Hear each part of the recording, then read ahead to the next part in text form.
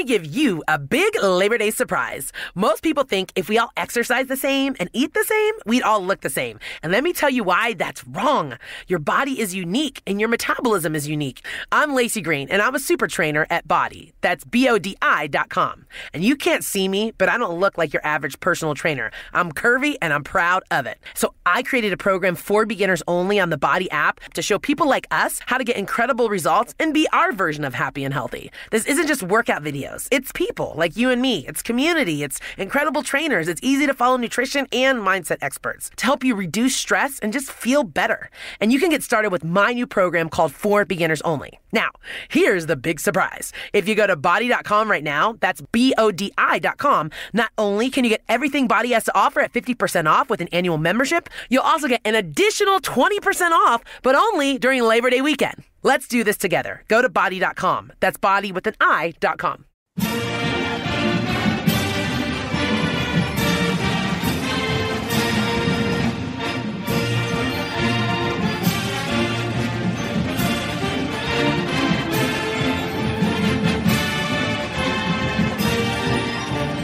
Hello, Duke fans, and welcome to episode 484 of the Duke Basketball Report podcast. It is Thursday, February 2nd, 2023.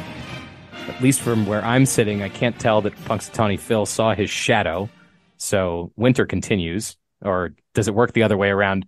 I'm not sure about the rules of Groundhog Day, but it is Groundhog Day, and I guess in celebration of that, it's the same guys who we always are. I am Sam Klein. I am your host for this episode. I am joined, as always, by Jason Evans and Donald Wine. I'm going to start with Donald. How are you this afternoon? Well, first off, I have watched the movie Groundhog Day 4 times already today, or at least, I'm sorry, I'm halfway through the 4th viewing of Groundhog Day, and it is a classic every year on any day, much especially this day. But also, very quick for people who will be in Durham on Saturday, I too will be in Durham on Saturday. I am going to be at the game thanks to a listener friend of ours. I will be going to the game with my best friends, and my godson will finally get to experience his first game in Cameron. And it's a big one. I'm ready to talk about it. Jason Evans is also here, and by the looks of it, he either has a very still new pet or he has a brand new microphone. So Jason, mic check. Let's hear it. No, it's not a new microphone. It's the same mic I've used for years, but usually it's like off to the side so you can't see it. So I put it right on top of my computer this time, so it's right in front of my face. I should sound very baritone. I think you're a tenor. I don't know. Whatever the hell I don't even know what I am. I think he's a Donald. What voice part are you? Do you know? So my voice is a tenor. I can get down to a baritone, but there's no Barry White on this podcast, so. I don't think any of us are going to go that deep. I sang bass in high school, but then baby, college, baby, I sang baritone. So yeah, and then it turns out I was the least tonally inclined member of Speak of the Devil, Duke's premier all-male a cappella group, if I had to say so myself. So I mostly sang percussion. That is off topic. What is on topic today is that Duke hosts North Carolina this Saturday in Cameron Indoor. John Shire will be there. Hubert Davis will be there. Donald Wine will be there. So it is a huge one. It is John Shire's first game as head coach against UNC. It is, of course, not his first time meeting the Tar Heels as a member of the Duke coaching staff. So it is exciting. All we're going to do today is preview this game. I think what we've resorted to in the last few weeks is that game previews are really bites. We usually don't have that much to say, but this is the big one. This, of course, need I remind everyone that this is Duke's first meeting against UNC in the John Shire era, but also the first time since that last time that they played them when Jason and I were unfortunately in the building. Well, hey, it's not unfortunate that we were there. Oh, no, sure. It was great fun that we were there. The result, very unfortunate. The best part of it, the podcast we did the next day. I feel like that was a real moment for us. We had a lovely breakfast. Anyway, we don't need to dwell on any of that. The game is Saturday. College game day will be there. It's all of the hoopla that you would normally expect. So let's do sort of our standard way that we start these previews, but I am sure there is more to talk about than there usually is. Donald Wine is going to kick us off. Donald, tell us about the Tar Heels, who have sort of had a similar trajectory as Duke this season, in that both teams started with a lot of preseason hype. A lot of people thought that UNC was the number one team in the country coming into this year. And like Duke, they have stumbled a little bit. They're not terrible, but they're not sort of the juggernaut that I think everyone expected coming off that Final Four and bringing most of those key pieces back. Yeah, so let's start with their record. Their overall record is 15-7. They're 7-4 in the ACC, and as of today, they are 34th in KenPom. And here's the deal: they have a lot of top 100 wins. They have wins against Ohio State, NC State, Charleston, James Madison, Michigan, Wake Forest, Syracuse. Of those teams, a lot of them are either, as of today in the NCAA tournament, or, we're talking about them being on the bubble. The issue is they were the preseason number one ranked team, Sam. It wasn't like a lot of people thought they were number one team in the country. They were the number one ranked team in the country entering the season, and they were generally playing like that until I went to Qatar for the World Cup. For what seemed like the entire time I was gone, that must have been what happened. UNC lost every game, and then they decided to keep losing when I got back. They lost 4 in a row to Iowa State, Alabama, Indiana, and then Virginia Tech to drop completely out of the top 25. I believe it was the fastest drop for a number one team to out of the rankings in the history of the AP poll. So they were in dire straits. They also it's a record-setting season for them. They have rewritten the record books this year. Congrats, Carolina. Jason, mock them at your own peril at this point. We haven't played any of the games yet this year. Yeah. I am so nervous about Jason doing all the jinxes here, because I know that there's so much salt that he has jinxes.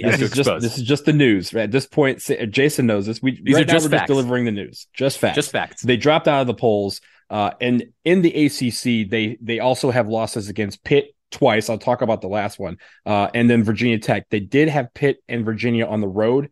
They played Pitt last night as we record on Thursday, February 2nd. They played Pitt at home last night. They lost by 1 point against Pitt. So Pitt has swept them, and they are reeling again, a Wednesday game right before this game on Saturday night.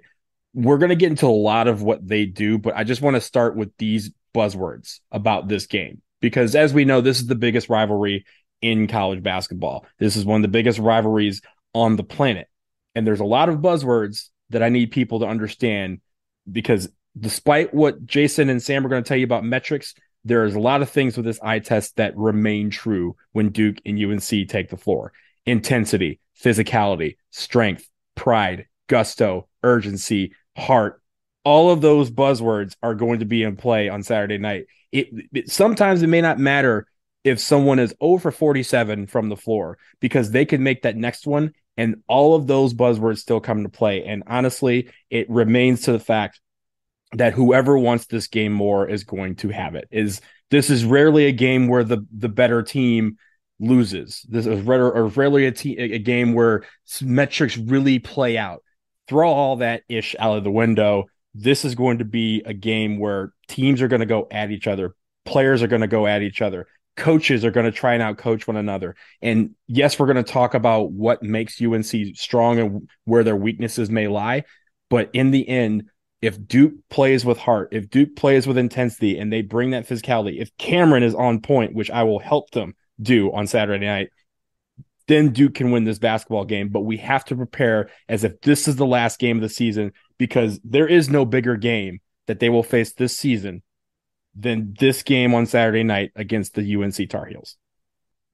Jason, I want to ask you about the Pitt game from last night, but before I get there, Donald, can you just give us a quick rundown of sort of UNC's best wins and losses this year? I feel like, as I'm looking at their schedule, that it's a lot of wins against teams they probably should have beaten, and no wins against sort of that top tier, which is what you were talking about, how when they went to, when you were in Qatar, UNC couldn't buy a victory against a top team. Right. And like I said, when we look at the, KenPom, and really look at I say RPI, but really it's the net.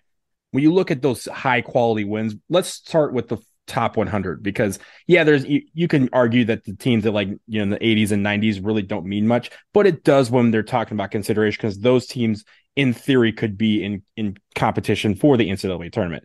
But here are the top 100 wins that they have: Ohio State, NC State, College of Charleston, James Madison, Michigan, Wake Forest, and Syracuse. So, like you said, Sam, they're teams that, yeah, they should have beaten those teams. The losses that they have, I think the best team they've played so far this year is Alabama, and they lost to Alabama. That was part of their 4-game losing streak. Iowa State, another good team that they lost to. Indiana, not as good a team, but they're, halfway decent. And then Virginia Tech, who, we can't really say much because we also have lost to Virginia Tech. But I think at the end of the day, these wins, and then they also played Virginia on the road and lost to Virginia. So a lot of their wins have come on the road, not necessarily at home. The only real big home game that they've lost is against Pitt last night. Jason, let's talk about that Pitt game, because I know that we were watching, and I know that you had a little bit of a exciting social media encounter as a result of it. UNC loses to Pitt by just 1 point. It's a tight one at the end. There's some questionable refereeing. What happened in this Pitt game yesterday that's sort of our most recent datum on how UNC is performing? Well, the Pitt game was I watched a lot of that contest. It was a back and forth contest. One team would lead, and then the other team would come storming back, and so forth. And then at the very end, Pitt had a lead, and I thought they were going to pull it out, and then they went cold for like 2 or 3 minutes in the final 5 minutes. It was painful to watch if you were rooting for the Panthers, as we do because of our association with the head coach of the Pitt Panthers. But in any event, Pitt had, as you said, a 1 point lead. Carolina, pretty questionable in my opinion, play calling by Hubert Davis. They wasted several seconds getting the ball into the front court. They had 0.6 of a second to get off a shot. Caleb Love attempted to get off a 3-pointer. The reality is he did not get it off in time. And Nick Sabandi of Pittsburgh partially blocked the shot and yet also definitely hit Caleb Love on the arm. There's absolutely no question about it. If there had been enough time on the clock, I believe that they would have called a foul on Nick Sabandi and Carolina would have had a chance to win the game at the free throw line. I believe, Jason, I believe the scientific definition of what happened is that the hand bone is connected to the wrist bone and all those are connected to the ball. So questionable. That's just, I think that's the scientific way. But science is always up for interpretation. Anyway, it's up for debate. Had there been enough time? There wasn't enough time, so it doesn't really matter. There's little question that Caleb Love didn't get the shot off in time. But you could tell that Carolina people were going to be going crazy about this. So I posted to Twitter, and what I wrote was, I thought, clearly very sarcastic. I said, he was 100% fouled on that last second buzzer beater. I can't tell you how angry and frustrated I am that the foul didn't get called. I'm not sure I'll ever get over this. And then I posted a GIF of Ryan Reynolds doing a smirking smile so that everyone would understand that I don't really feel upset about this. In any event, a reporter for some online outlet, I'm not even sure which one, I don't even recall which one it was. It was something called Spun. I've never heard of it. Spun, yeah. He was doing an article about fans not liking referee calls, and he used my tweet as an example of a Carolina fan being despondent about a bad call in their game. And as a result, as you can imagine, I'm getting hundreds of Twitter notifications now. Everyone and their brother is either liking the post or commenting on it. No one seems to understand that I don't like the Tar Heels. Like, they look at my name, Jason Duke Evans, on Twitter. They look at my profile that says I'm a Duke fan, that says I host a Duke podcast, and they're like, oh, this guy's really upset about the Carolina call. My phone is blowing up. I'm getting constant Twitter announcements that someone else has liked, someone else has responded, and none of these people understand that I don't care about Carolina getting the call. In fact, I'm thrilled that they didn't get the call. It's just been a funny day for me. Jason, the lesson, of course, here is that sarcasm doesn't translate on the internet. So no, it does not. You just cannot get away with that kind of thing. What did you see then in this game last night? Either in favor of, this game, by the way, was UNC snapping a winning streak. It seems like they've been back on the up and up the last few weeks. What have you seen from them either in this Pitt game or more recently that either worries you for this Duke game or is sort of an interesting note on their season relative to preseason expectations? And I know we haven't talked specifically about the roster yet, but feel free to begin the conversation. Yeah, sure. And I'm not going to get into all the advanced analytics on Pitt. I'm sorry, on UNC. We can wait on that for just a minute. But just in terms of what I've seen from them lately, this is a Carolina team that is doing a great job of getting to the free throw line, and they did that again against Pitt. They made more free throws in this game against Pitt than Pitt shot. And this has been an ongoing theme for them. I'll give you some precise numbers on it a little bit later when we're talking about the advanced statistics and stuff. But that's been one of the things they've been succeeding at more than anything else. And it's really Armando Bacot. He shot 15 free throws against Pitt. Pitt only took 11 free throws in the game. Armando Bacot, all by himself, all by his lonesome, was at the free throw line more than the entire Pittsburgh team. The other thing I've noticed about them lately is just in the past couple games, RJ Davis appears to be hurt, and it has greatly affected his shot. And I'm not sure if it's as a result or it's just something about his game advancing and evolving, but Pete Nance is taking a lot more shots than he used to. And, I don't know if we want to get into it now, but I think Pete Nance is the guy that Duke fans sort of know the least about because he's the transfer. He came over from Northwestern. Duke and UNC both have Northwestern's former dueling centers. We got Ryan Young. They got Pete Nance. And Pete Nance was the starter. Ryan Young was the backup at Northwestern last year. Pete Nance was brought over to Carolina to take the Brady Manick role of shooting of being a stretch four and shooting 3-pointers on the perimeter. And that's what he has mostly done this year. But I've noticed the past couple games, he has started to take more and more 2-point shots. They're working him into the offense a little more than they used to. And that could be an interesting development for Duke in this game. I really wonder, like Pete Nance, I'll give you an interesting stat about him. He had on the season, 46% of his shots, almost half his shots, have been 3-pointers. The past 2 games, that has not been the case. He attempted 15 field goals and 9 2-point field goals, I should say. 15 2-point field goals, 9 2-point field goals in the past 2 games. He's only had 1 game all year where he attempted more than 6 2-point field goals. 2, 6, 3, whatever the hell. The bottom line is they're working Pete Nance into their offense a lot more than if you watched Carolina a few weeks ago, there is a different Carolina team in terms of how much they're using Pete Nance. And I think that's a significant development for them and something that Duke needs to pay attention to. His matchup against Cal Filipowski may be a lot of what determines who wins this game. I think a lot of it is, you mentioned Armando Bacot trying to get to the line, Pete Nance trying to get to the basket. He's going to the line a lot more than he has in previous games.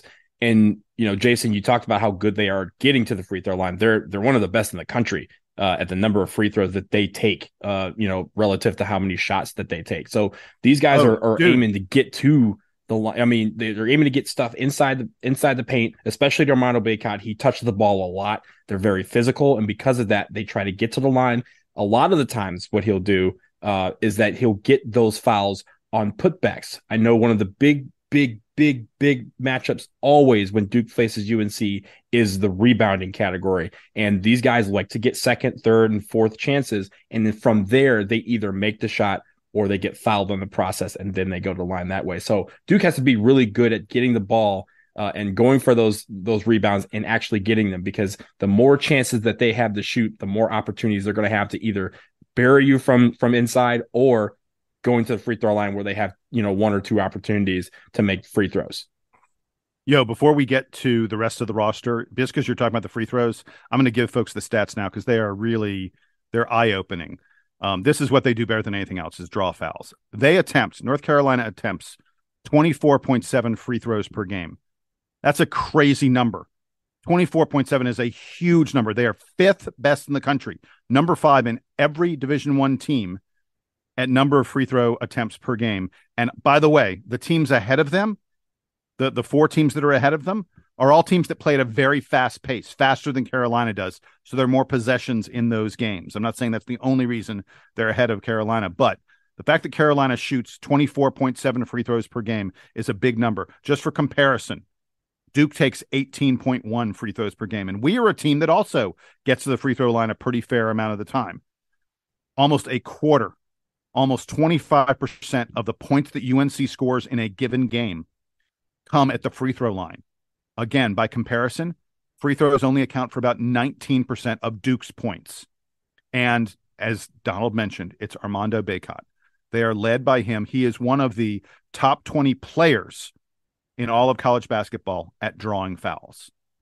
This is a major part of their game plan. And let's be clear, Derek Lively especially has been foul prone this year. I know that part of what Carolina is thinking about doing today is getting Derek Lively and then Ryan Young and then Kyle Filipowski in foul trouble by using Armando Bacot. And maybe this is our opportunity to highlight the rest of the roster. I think you guys have mentioned a couple of the key pieces for Carolina. Of course, it starts with Bacot. He was, a National Player of the Year contender at the beginning of the season. He's still having an outstanding statistical season. He's averaging a double-double. He's breaking Carolina records that are held by names that I don't feel like I need to repeat on this podcast. So Armando Bacot is racking up numbers this year for UNC, even in the midst of a middling season. The rest of the UNC roster is interesting this year. It feels like Hubert Davis has taken the Coach K approach. He's whittled that roster down to like 5.5 players that are basically getting meaningful minutes for them. So Duke fans, of course, will remember Bacot. They'll remember the two-headed guard monster of Caleb Love and RJ Davis. Leaky Black is still on this team. He's been there for about 17 years. I think he's won 4 national championships with UNC as their defensive stopper, but he now plays like 35 minutes a game for them. Jason mentioned they got the other side of the Northwestern big man market in the form of transfer Pete Nance. So I'm sure there will be some discussion about the Pete Nance versus Ryan Young matchup, given how much time they spent together in Evanston. So that's your starting 5 for UNC. And then, depending on the night, you may get a few minutes out of DeMarco Dunn. You may get a few minutes out of Tyler Nickel. But none of these guys are consistently playing more than, say, 10 or 15 minutes for UNC. So while, Jason, I think you're right that one of the keys for Duke is going to be avoiding foul trouble when it comes to going up against Bacot for second chance points and Duke trying to get offensive rebounds. The other, Duke is maybe trying to do the exact same thing because UNC has basically no depth on their roster. They don't trust, Hubert Davis does not trust the guys that are sort of down ballot for them. And so if UNC does have to put Bacot on the bench with fouls, or if UNC does have to put Nance or Caleb Love or RJ Davis on the bench with fouls, there aren't guys that can come in and replicate their production. You see a ton of the scoring, of the rebounding, everything is going to those key players. It's interesting that when you look at the counting stats, that guys like Davis and Leaky Black appear to be like pulling down a lot of rebounds, but on a rate basis, they're actually not that good at it just because they're all playing 35 minutes a game. So it's going to be an interesting test of whether, one, either of these teams can get the other in foul trouble, and two, what, if anything, they can get from their bench. I think the other thing that's been concerning to Duke fans in the last few weeks is how the bench production has fallen off a little bit. And so whether it's, Lively starting, Ryan Young coming off the bench, maybe John Shire feels like Ryan Young makes more sense to play at the beginning of the game to make Armando Bacot uncomfortable. That's going to be one of the most interesting parts of how Duke begins to attack UNC. Also on the bench for UNC that he'll get probably 10 minutes, and you can probably find him around the boards, is the old guy who's again been with Leaky Black for 97 years, Puff to Magic Johnson. Will also be in effect there. So you'll see him. He's been on the bench. Like, he hasn't started any of these games. He's just been he hasn't started, but he's just been sitting on UNC's bench this whole time. Let's be clear. Puff Johnson has been injured lately, and I think the odds are he's not going to play. Probably not Duke. playing. Yeah. He might, but the odds are he's probably not going to play against Duke. I don't count anybody out in this game.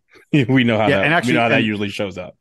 And speaking of injuries, we got some important news today about Duke and Duke's bench and Duke's depth, in that Dariq Whitehead is going, the coach's plan, the doctor's plan, to have Dariq Whitehead practice today. Today is Thursday. The plan is for Dariq Whitehead to participate in Duke's practice. And John Shire says, they haven't made any decision about Saturday, but I feel like if practice goes well, then we're probably going to get Dariq Whitehead as, playing for Duke again. I don't know that that's playing his usual role. In fact, I doubt it. There's probably some ramp up that's going on, but It would be very, very big for this Duke team to get a little bit of scoring punch back in the form of Dariq Whitehead. Guys, let's take a quick break. On the other side, Jason, I want to ask you a little bit more about the advanced stats because there are a lot of interesting things in the matchup here. I know that we have to talk a lot more about rebounding. I know that we have to talk about UNC's shooting proclivities. So stick around. We'll talk about the stats after this.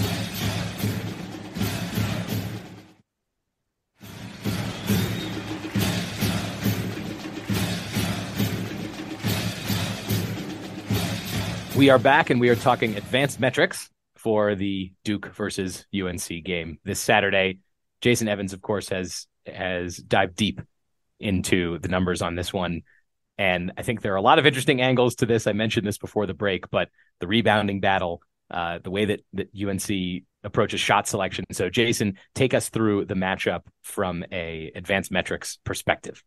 Absolutely. So UNC comes in this game, at least at the moment, as the number 34 team in Ken Pomeroy's rankings.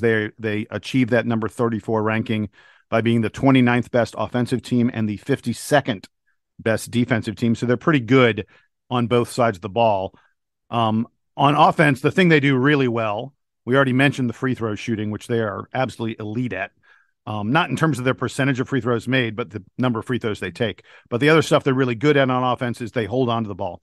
They do not turn it over. Not very much at all. They're also a very good 2-point shooting team. They hit better than 52% of their 2-point field goals, which is a pretty good number. What they don't do well is shoot 3-pointers. They hit just 31.1% of their 3-point shots. They're among the bottom 50 teams in the country at the number of points they score off of those 3-point field goals. They just don't rely on the three as much as a lot of other teams do. And in a bit of a departure from, recent Carolina teams, they are just an average offensive rebounding team. Armando Bacot gets the offensive rebounds, but the rest of the guys in this team are hanging out on the perimeter for the most part. This is a big change from what they were under Roy Williams, and they just don't get a lot of offensive rebounds. That said, this is a strong defensive rebounding club, and they do not foul. They don't put opponents on the line very much. They're going to just box out, be very fundamental, and they're going to get those boards. We have seen this year that offensive rebounding is a huge part of what Duke does when Duke is succeeding. Carolina is a team that is going to be very difficult to get offensive rebounds against. They'll block some shots. They don't get a lot of turnovers on defense. They're among the bottom 50 teams in the country at defensive turnover percentage. And Sam, I just want to reiterate something that you were mentioning earlier. You talked about the fact they don't have much of a bench. Hubert has these 5 guys and he's not playing anybody else. There are 363 teams in Division I. Carolina is 358th in terms of the amount that they use their bench. Not use their bench, I should say. This is a team that just the stats bear it out. They got 5 guys that they're playing and they're just not interested in anybody else. The rebounding battle, Jason, is the most interesting thing to me because, as you pointed out, Duke is one of the best offensive rebounding teams in the country, but Armando Bacot's there, and he's there for, 38 minutes a game or something. So Duke is going to be fighting for those offensive rebounds in a way that they aren't against most teams in conference this year. So I'm very interested in the way that Duke boxes out Bacot, in the way that they sort of key in on him on defense and how they try to move him to spaces on the floor where he's going to be less effective. Because I guarantee if we have to talk about Duke losing this game on Saturday night or Sunday morning, whenever we do this, we're going to be talking about how Armando Bacot had a monster game rebounding. And there's very few other ways that UNC feels like they could beat Duke. Also with Armando Bacot, one thing that has trended this year is that if he gets into foul trouble, Hubert Davis will still keep him in the game instead of taking him out. There's been times where he'll sit him for a minute or two, but it's not like if he gets 2 quick fouls, he's going to be sitting for the majority of the first half. He's going to be left in there. And it feels like there is when he kind of gets his magic and he gets his mojo, because he's very good at holding himself when he does have 2 fouls. He's still going to be active and going to the hole. He's still getting to the free throw line. So for Duke, if they do get 2 quick fouls on Armando Bacot, they need to continue to kind of go at him. because I think at the end of the day, getting 3 is when he'll sit down, but it's very rare that he gets to 3 fouls. But the idea is that he's very smart at being in the right positions to make plays despite having foul trouble either in the first half or the second half. And that's kind of what makes him such a great player, one of the best, players in the country, especially at rebounding. Yeah, Armando Bacot almost never fouls out. He's got, for someone he'll get to 4 as he does.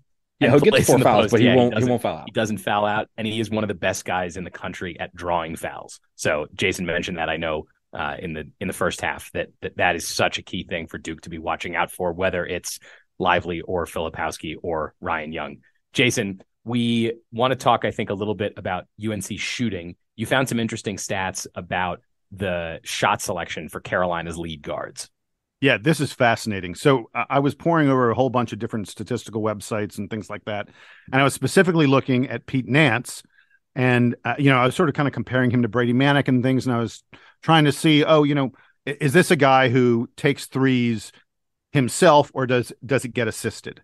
In other words, is he someone who's going to pull up off the dribble and take his own 3-pointer, or does he really only take 3-pointers when someone passes it to him? Because those are two very, very different skills. Pete Nance is a guy who only takes threes when they are assisted, when someone else is creating the action and they find him open and he just buries a 3-pointer. The number is 95.5%. 95.5% of Pete Nance's made 3-pointers come off an assist.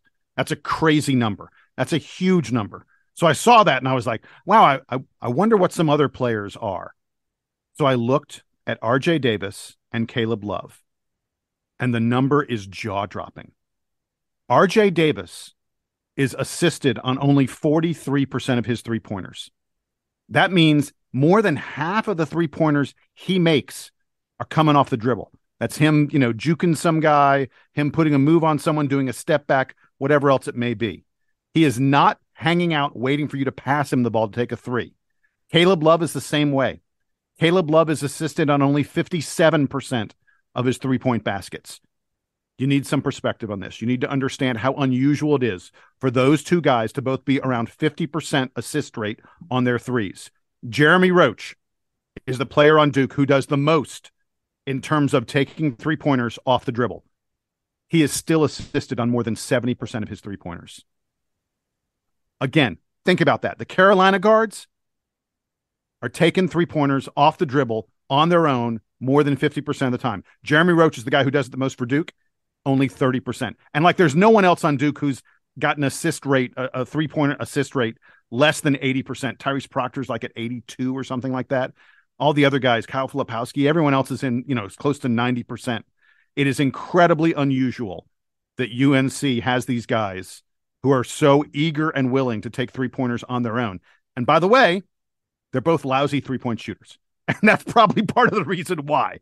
I mean, Caleb Love, the dude is shooting 3-pointers every time he can find one open, and he's only hitting 28% this season. That's a big reason why UNC has struggled this year. Because a year ago, he was 10 percentage points higher. He was in the mid to upper 30s. This year, 28%. That is bad. Duke, please let Caleb Love take bad shots all day long. Donald, I wanted to come back to you for a comment on UNC's size, because as much as we talk about the limitations that they have in terms of their bench depth, the guys that are playing for Carolina are huge. Yeah, and real quickly before I do, on Caleb Love, Jason, everything you said is entirely correct. And then we had games was it last year or the year before, where Caleb Love hit 8 threes, and we were basically it was his freshman year. It was 2 years ago. Yeah. But by the way, I've got the numbers on that. Caleb Love on his career is a 14-point per game player. Against Duke, he averages 20 points per game. And in his career, he's hitting about 31.5% of his 3-pointers. Against Duke, he hits close to 37%. He's better against us than he is against anybody else. I still say, let him take those bad 3-pointers all day long.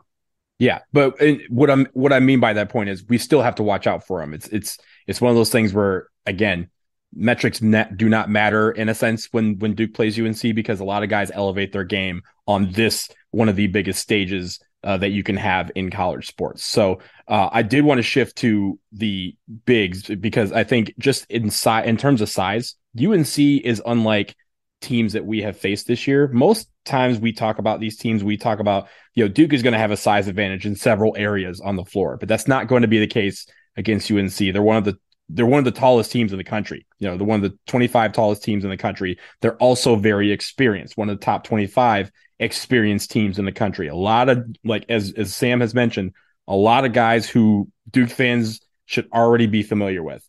And the issue with that is we know their game, and again, everything's going to be elevated. But at when it comes to Duke, these freshmen are going to be facing guys, and they're not going to be looking down at a lot of them like they have for most games this year. So that means the physicality is going to be there, and obviously it always is.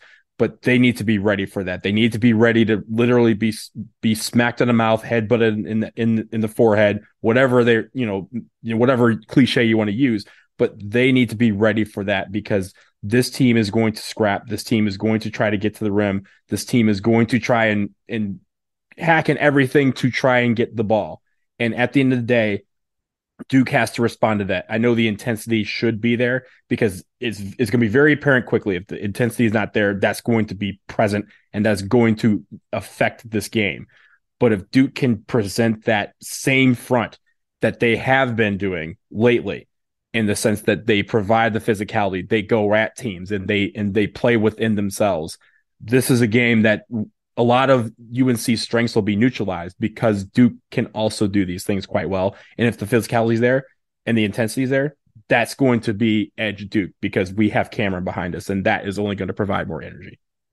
So I want to wrap up this UNC preview with a little bit of outsider perspective. Jason, I know that you were on Jay Billis's media call earlier today, and you got in a couple questions with Jay. So what did we learn from Jay Billis about this Carolina game? Well, let's go ahead and play the sound. I asked Jay, first of all, you guys know I'm a stat head. I asked Jay about what stats he thinks are most important for this contest. You'll hear a lot of stuff that we've already talked about a little bit, but here's Jay Billis's perspective on what's coming up for Duke and UNC.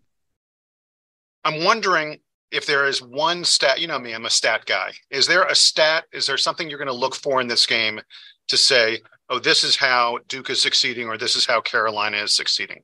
Well, I mean, number one would be offensive rebounding.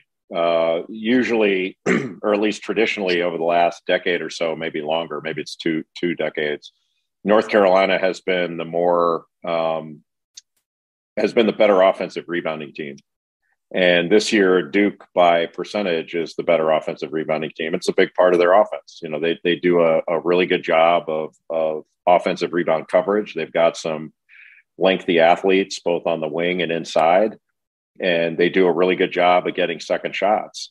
And those are high percentage looks. And sometimes those second shots, Duke is very good at getting second shot opportunities. If it's not immediate stick back, they kick it back out for a step in three. And those are, by the analytics, I mean, I thought this for years, said it for years, and then I had somebody check it out and make sure I was right. That's the best time to ever shoot a three, is after an offensive rebound. And they've made a significant amount of those this year, and traditionally, but this year they're a better offensive rebounding team than they've been. And the other will be, frankly, ball security. Carolina's a good transition team, and you turn the ball over and they play ahead of your defense. They're going to be dunking it or laying it in with high percentage looks where your defense can't get set. And so, in the past, your first thing with North Carolina was transition, and that's where your offense really has to help your defense. People think the game is offense and defense. They're related. So you take a quick or bad shot, that's the first pass in your opponent's fast break. They're getting down the floor quicker, but you run good offense and don't turn it over, and then your opponent's going to be playing more often against a set defense, and that's going to put you in a better position to win. But I think rebounding is going to be a big factor in the game. And Carolina shoots a fair amount of threes, and they also do a really good job getting the free throw line. But they shoot a fair amount of threes, and those mean long rebounds. So it's not just the big guys that have to rebound. Everybody has to rebound. And if I can follow up about one thing, these are two teams that were ranked top 5, top 10 in the preseason and clearly haven't lived up to that expectation. Do you think they have a chance to get back to being there? And what do you think has caused each of them to struggle the way they have this far this year? Well, I'm not sure they've struggled. I mean, we tend to lay that on the players. Maybe it's on us. Maybe we screwed up and overranked certain teams or underranked others. Preseason polls don't mean anything. They're just done to generate attention. And so we're never. It's funny how we're never held to the standard of, hey, you were wrong. We just blame the players and say they didn't live up to expectations. But I think Carolina has the highest ceiling of the two teams. They're an older team that's been there before, and they've had some injuries which have been significant, and then it's taken away some continuity for them. And but all you have to do is look back to last year. At this time last year, nobody was saying this was a national championship team, and this was Carolina was a team that was going to play for the championship on Monday night, and they did. But they've got the ability level and the personnel to get there again. But so do a number of other teams. Neither team is dominant, but I think we knew that before the season that this wasn't going to be a year of knockout punch teams. That there was going to be some volatility. But both teams are very good, and I think there are a lot of teams out there that would trade records with both Duke and North Carolina. Jason, he literally just listened to this podcast as we recorded it and said the same thing. I know this was recorded earlier, but yeah, I mean those things feel like they're evident, but it bears repeating. Offensive rebounding is going to be a key, and turnovers, taking care of the basketball. That's something that has been Duke's Achilles heel all year. We haven't taken care of the basketball in a lot of basketball games, and we need to do that against UNC. We can't give them opportunities that go the other way for free points. It feels like the only guy we haven't talked about on Carolina that seems to make a big impact is Leaky Black. So, Jason, why don't you wrap us up here with just a few words about what Leaky Black is doing for UNC this season? I think folks need to be prepared for something that may not be immediately obvious about this game, which is that I think Leaky Black is going to start out this game and spend most of this game playing against and guarding Kyle Filipowski. I know that it feels like Leaky Black is a wing, and you're like, wait, no, Kyle's a big man. Leaky Black is like 6'8", 6'9", and experienced and knows what he's doing. He can guard anyone on the opposing team. Carolina always picks out the guy who is the most dangerous player, and that's who they put Leaky Black on. And Leaky Black, I'm guaranteeing you, will be covering Kyle Filipowski a pretty fair percentage of this contest. I think it's going to be a real test of Kyle's maturity, of his ability to identify what's working and what isn't. And I'll honestly say the thing that has me the most worried about this game is that Kyle maybe picks up offensive fouls against Leaky Black, that Kyle gets a little bit frustrated and isn't able to be as effective and efficient as he is sometimes. Because I think Leaky Black is one of the 5 best defenders in all of college basketball, and he is going to be ready to take on this Duke freshman. I think Kyle's never seen anything like the defense Leaky Black's going to put on him. He's got a little craftiness in his game. I hate saying that, but the craftiness is what Jason is going to lead to opportunities for him to try and draw those offensive fouls on Kyle Filipowski when Leaky Black is guarding him. So that's something that I think the staff recognizes, and even if whoever's on Leaky Black, we assume will be Kyle Filipowski will be paired with him at least on when we're have the ball. But yeah, they need to be ready for that because he's very smart and able to get into people's paths in different ways and to sell it because a lot of times he can get in front even if he doesn't have the perfect position. He's able to sell that to the refs and get you going the other way. So we're going to wrap it there on this preview. I don't know if you need to be reminded about this, but the game is Saturday night at 6:30. It's happening at Cameron Indoor Stadium. If you're in the area, go check out College Game Day because that's a lot of fun. If you're going to be at the game, if you're lucky enough to be at this one, go say hi to Donald Wine because he is going to be in attendance. Jason and I, unfortunately, will not be there, but of course we will be watching. We will be reacting, and we cannot wait to see this next edition of the Duke UNC rivalry. It continues despite all that happened last season. So we're going to finish there. Stay in touch with us, dbrpodcast@gmail.com. We will talk to you again after the Carolina game. For Jason Evans, for Donald Wine, I am Sam Klein. This has been episode 484 of the Duke Basketball Report podcast. Duke Band, take us home.